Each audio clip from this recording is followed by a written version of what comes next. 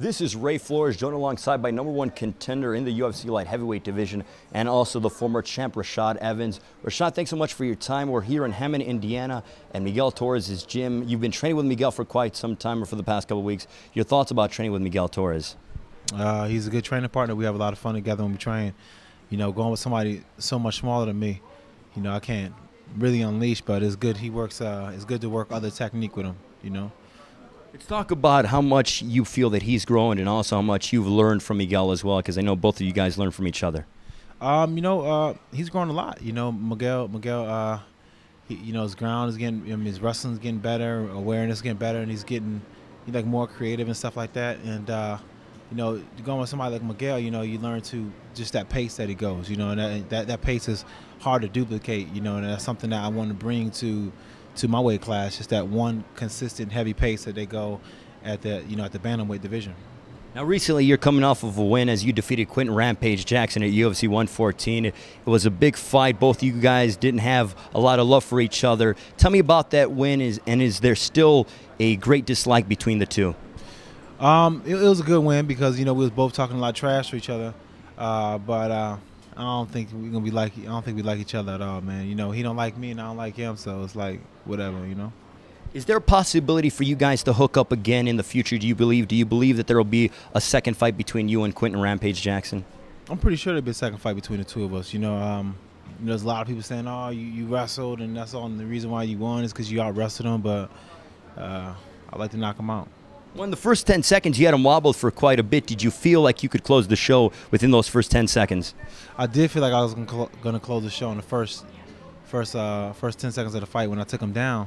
But I started to wrestle him, and then he kind of got back his awareness, and then he was able to put up more of a fight. But I wanted to really take him down to the ground and pound him. I should have just let the hands go on him.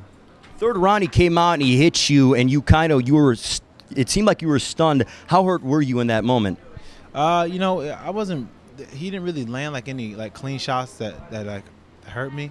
It's like when I took a shot in on him, I had a stinger and I jammed my neck. And when he rushed me and started throwing those punches, I was just trying to let the stinger go away because I couldn't feel the right side of my body. So it was kind of like it went numb for a second. But once I came from being numb, I was all good then.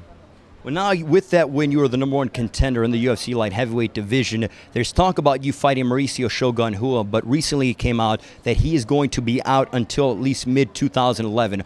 Are you going to hold on that long and wait until your title shot come early next year? Yeah, I'm away from Shogun. You know, I think that's the only fight that makes sense for me, is to wait for that fight. You know, any other fight really doesn't make sense or appeal to me.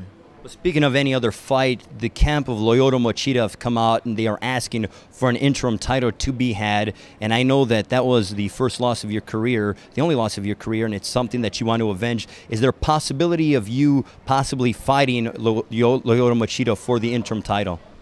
Would that be something that interests you? I think Lyoto has to do, you know, what I've done, you know, since I lost. He has to go and fight and work his way back up.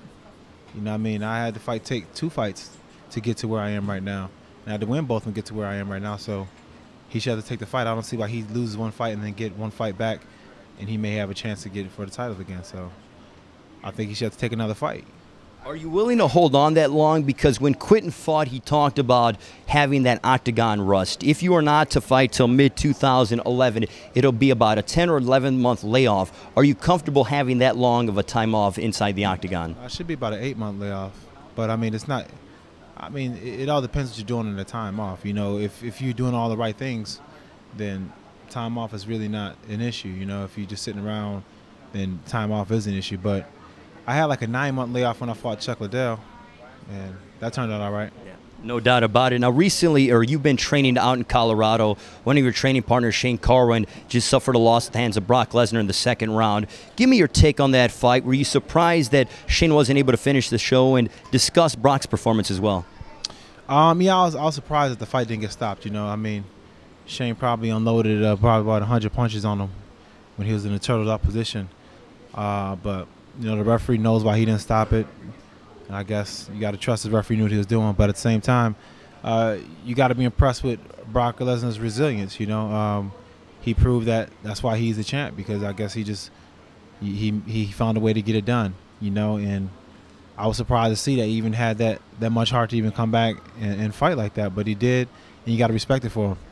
Rashad, you're one of the biggest names in all the world of mixed martial arts. Tell me about your rise to prominence. You are now main eventing everywhere and are at the top of the heap in the light heavyweight division and have been so for quite some time. Some people, as you were kind of doubted you. Tell me your thoughts about being at the top of the heap and being right there to reclaiming your championship. It's good, man. It's good because, you know, I'm in a position where a lot of people didn't want me to be. You know, a lot of people didn't expect me to be where I am right now. But it's hard work, man. It's hard work and dedication and believing in myself that's got it done because it wasn't easy, and it's not easy. You know, I got to make a lot of smart decisions where I am right now to make sure that I continue to grow and progress and go in the direction I need to go.